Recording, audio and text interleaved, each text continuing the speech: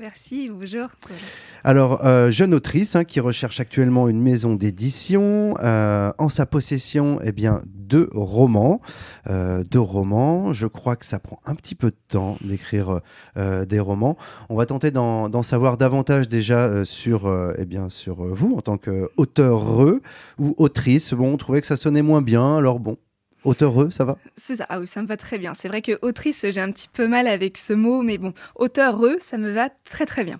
C'est parfait. Je préfère demander, parce que on n'a pas la science des mots ici, juste des paroles. Et bon, bah voilà. Maintenant, on est tous raccords. Je fais un petit clin d'œil aussi à Jessica en régie, parce que souvent, elle va nous reprendre. Non, non, là, féminin, on dit comme ça. Ok, bon, bah voilà, tout le monde est d'accord. Auteur-re. Donc, deux romans, je le disais, à la recherche d'une maison d'édition. Ça va faire 7 ans que vous êtes sur l'écriture. D'où est venue cette passion? Comment on se lance dans un roman? C'est un peu comme un puzzle à 100 000 pièces. C'est vrai. Il faut avoir un peu de courage au début. D'où vient la petite énergie? En fait, j'ai d'abord eu l'amour de la lecture depuis que je suis gamine. En fait, depuis très très longtemps, je lis constamment beaucoup de romans, beaucoup de revues. Je lis tout le temps. Et en fin de compte, petit à petit, l'écriture est venue à moi, d'abord sous forme de petits textes que j'ai commencé en CE2, je m'en souviens. Et en fin de compte, ces textes-là ont été repris par mes instituteurs de l'époque pour les garder afin d'en faire des dictées, des textes à trous. Et en fait, ça s'est perduré pendant plusieurs années. Et en fin de compte, suite, fur et à mesure, au niveau du collège et surtout au niveau du lycée, j'ai beaucoup écrit, beaucoup de poèmes, notamment parce que j'avais un cursus en littérature. Donc, c'était une évidence pour moi d'écrire à côté de mon cursus. Et finalement, de fil en aiguille, juste après le bac, en fait, j'ai commencé l'écriture de ce roman-là qui n'était absolument pas dédié à être un roman. C'était à la base, je dirais, un texte pour me décharger émotionnellement de plein de choses que je vivais à ce moment-là. C'était un peu comme une sorte de thérapie, journal intime, comme on l'entend. Et finalement, au fur et à mesure du temps, c'est devenu un roman avec des personnages de plus en plus intrigants, avec des lieux, vraiment une intrigue qui se met en place. Et puis, j'ai terminé le premier roman et je me suis dit, finalement, je peux en faire un second dans la suite. Et du coup, voilà, c'est comme ça qu'est né Line Woods. Donc, je l'ai écrit pendant 7 ans, qui est considérablement long, je dois l'avouer, mais j'ai fait énormément de recherches au niveau historique, au niveau spiritualité, aussi géographique. Ça a été un travail très conséquent pendant ces 7 années d'écriture.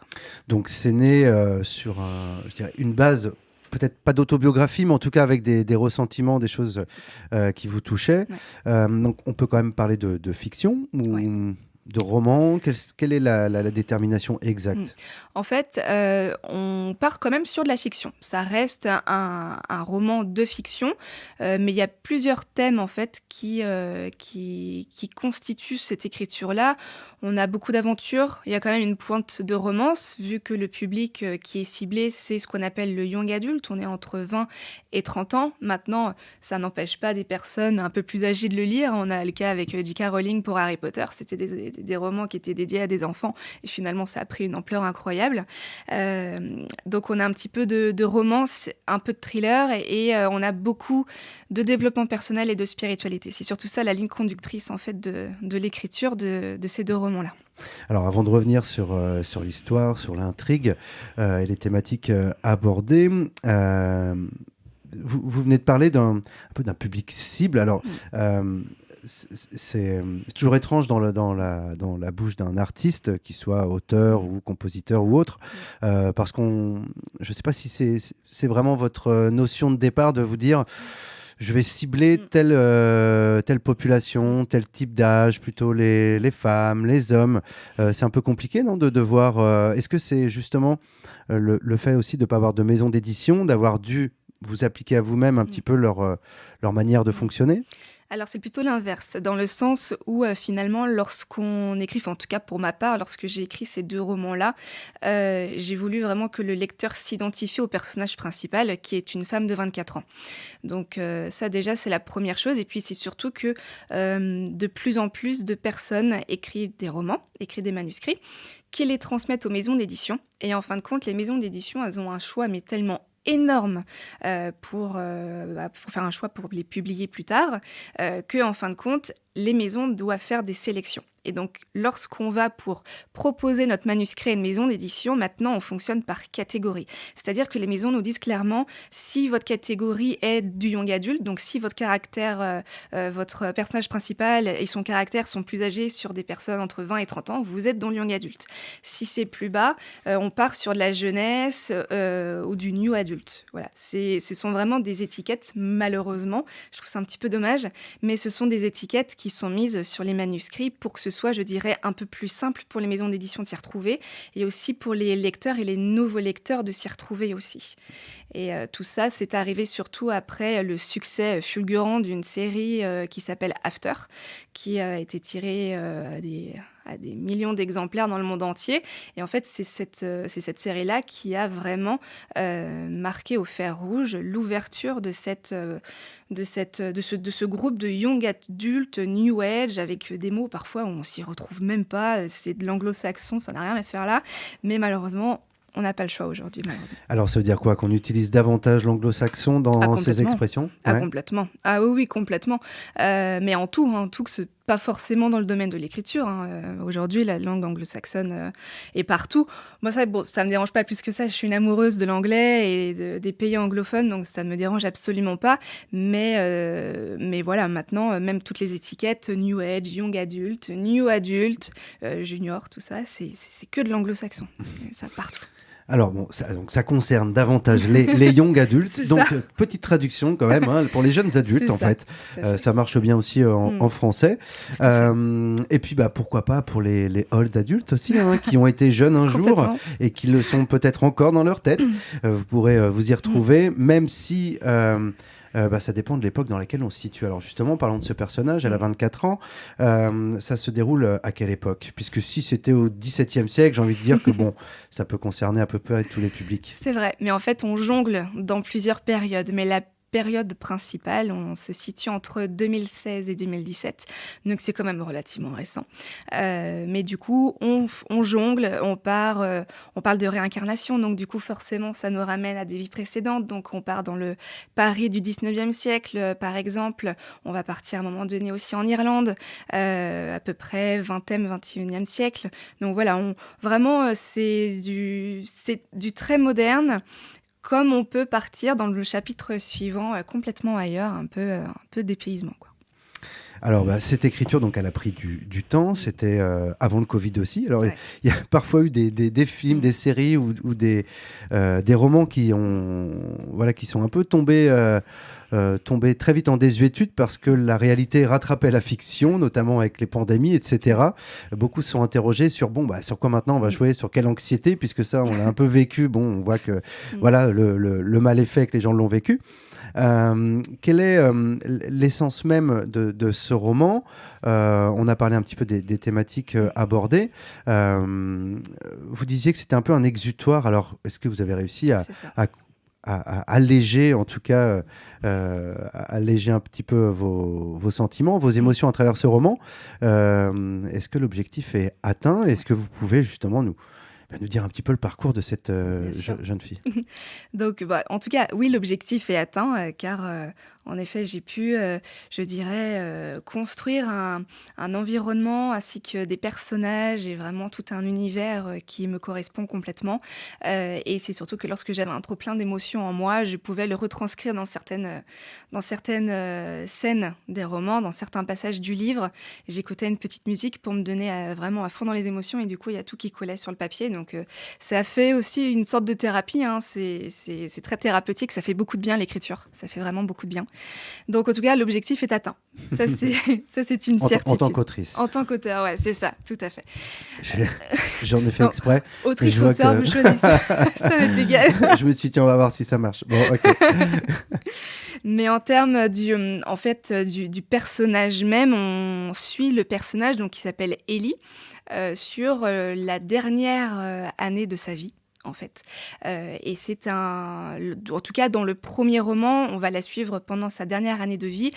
Le deuxième est un petit peu construit différemment, mais bon, il faut lire le premier pour bien comprendre la thématique du livre.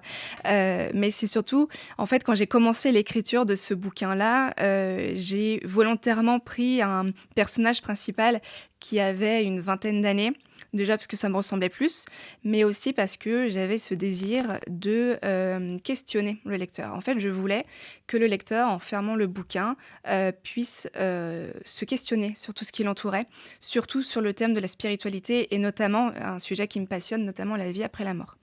Donc ça, c'est quelque chose qui me passionne depuis des années et je voulais vraiment que les jeunes adultes, là pour le coup, puissent se poser ce genre de questions, parce que je trouve ça dommage que ce soit généralement les personnes d'un certain âge qui se posent ce genre de questions. Je trouve ça très, très, très dommage. Et voilà, c'était cet objectif-là. C'était se repositionner dans le monde dans lequel nous vivons, se questionner, se demander si ce que l'on voit, c'est réel ou pas. Est-ce que c'est notre imagination? Est-ce qu'il y a quelque chose d'autre? Est-ce qu'il y a d'autres vies, d'autres univers, etc. Est-ce la matrice ou avons-nous tous les sens pour tout comprendre? C'est ça. On ne voit pas l'air que l'on respire et déjà rien que ça, c'est inquiétant. On vous suit, donc c'est vrai que c'est vrai que quand on parle de romans jeunesse, lorsqu'on va parler de mort, souvent on est aussi sur ce qui fonctionne, à savoir des événements apocalyptiques ou avec des morts vivants ou en tout cas la mort d'une manière un peu déguisée ou complètement apocalyptique, donc effrayante, alors que on est au courant logiquement, hein, toute vie prend une fin un jour, hein, même notre astre, le soleil, je sais pas exactement à quel niveau de sa vie il est, mais enfin bref, tout commence un jour et tout s'arrête. C'est vrai qu'on a tendance à pas vouloir le voir comme ça à 20 ans, on se sent immortel, et parfois ça s'impose à nous, et quand ça ne l'est pas, on peut toujours aborder ce type de sujet à travers un roman comme le vôtre. On va pas tout spoiler, on va pas aller beaucoup plus loin. Je rappelle que vous êtes situé à Plescope, que ça fait 7 ans que vous travaillez là-dessus. Vous recherchez donc une maison d'édition. Donc si vous êtes intéressé en tant qu'éditeur, on peut en citer quelques-uns. La semaine prochaine, vendredi prochain d'ailleurs, nous aurons aussi une auteure qui est éditée chez Stéphane Batigne. Et j'allais dire, il y a la Vilaine Édition aussi, près de Redon. Hein. Donc voilà, si vous nous écoutez, on va tenter de vous mettre en lien ou de joindre directement Maëlle via Plume FM.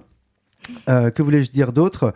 Vous l'avez qu'un seul exemplaire, donc c'est ça. Je n'ai pas pu le lire, je suis désolé, je le précise quand même, puisqu'il faut d'abord trouver cette fameuse maison d'édition. Et alors, même ne serait-ce qu'un correcteur, comment ça se passe? Alors déjà, c'est très compliqué de se faire éditer, c'est très compliqué de trouver des correcteurs. En fait, tout est compliqué. Tout est compliqué déjà en termes d'édition, surtout avec le Covid. Il y a beaucoup de personnes qui se sont mis à écrire parce que voilà, ça passait le temps et puis ça leur faisait du bien aussi. Et donc, toutes ces personnes ont envoyé leurs manuscrits aux maisons. Les maisons se sont retrouvées absolument surchargées. Donc, les maisons ont même clôturé leur dépôt de manuscrits pendant plusieurs mois parce que vraiment, ils croulaient sous les manuscrits. Donc déjà, rien que ça, en fait, le Covid nous a un peu coupé l'herbe sous le pied. Et en termes de correcteurs, c'est pas simple aussi parce que déjà, c'est un vrai travail, c'est vraiment un travail quotidien dans le sens où lorsqu'on fait appel à un professionnel, il va pas travailler pour la gloire, hein, concrètement. C'est quelque chose de très intéressant, mais c'est aussi quelque chose de très fatigant parce qu'il faut qu'on soit vraiment hyper concentré sur tout ce qu'on lit. Finalement, le correcteur, il en a rien à faire de l'histoire qu'il lit. Lui, ce qu'il cherche, ce sont les coquilles, en fait. Et c'est pas donné. C'est un travail qui coûte relativement cher aussi. Donc, tant qu'on peut le faire soi-même, on le fait soi-même. Autant que faire se peut. Voilà, mais c'est vrai que surtout quand on écrit, on voit pas forcément nos fautes, on voit pas nos coquilles, on voit pas les tourneurs de phrases qui peuvent grincer à l'oreille. Donc c'est quand même intéressant de faire appel, ne serait-ce qu'à des personnes extérieures, la famille ou des amis, pour reprendre le manuscrit et qui puissent nous dire, là, ta tournure de phrase, elle est vraiment bizarre, il y a quelque chose qui cloche, il faut vraiment revoir ça, quoi. Donc on essaie de faire comme on peut. C'est pas simple. On vous souhaite en tout cas, c'est le seul mal qu'on peut vous souhaiter en cas, c'est de trouver un éditeur ou une éditrice, là ça marche. L'appel est lancé en tout cas. Peut-être les projets, donc on les a compris, c'est déjà de pouvoir éditer celui-ci. Est-ce que déjà il y a des choses qui mijotent, d'autres envies? Parce que j'imagine que de clôturer comme ça, on a envie de le valoriser, mais il y a peut-être déjà d'autres idées qui émergent. Ah, complètement. Là, j'ai commencé l'écriture d'un 3e qui n'a rien à voir avec les 2 premiers romans que j'ai écrits. Maintenant, si les 2 premiers romans trouvent leur public, je peux très bien en écrire un 3e, mais à la maison, j'ai tout un classeur avec toutes mes idées. Je note absolument toutes les idées dedans, les thématiques, des flèches de partout multicolores. En fait, ça fuse et c'est vraiment ça. En fait, l'essence même de l'écriture, c'est que ça peut vous réveiller en pleine nuit et d'un coup, on se dit ah mais ça en fait c'est une idée, il faut absolument que je l'écris parce que demain elle va partir quoi. Donc voilà. Ouais, toujours dormir avec un papier, un crayon, hein, parce que s'il faut tapoter, allumer l'ordinateur, un peu plus long. Ouais, puis la lumière bleue, tout ça. Après, bref, ceci est un autre sujet. Bon, en tout cas, un grand merci d'être venu jusqu'à nous. J'espère fortement que les auditeurs et auditrices de Plume FM pourront un jour se le procurer. Dès que vous trouvez une maison d'édition, eh bien, on tâchera en tout cas de le faire suivre à tous ceux qui le souhaitent. Merci beaucoup. Puis j'imagine qu'il y a aussi pas mal de salons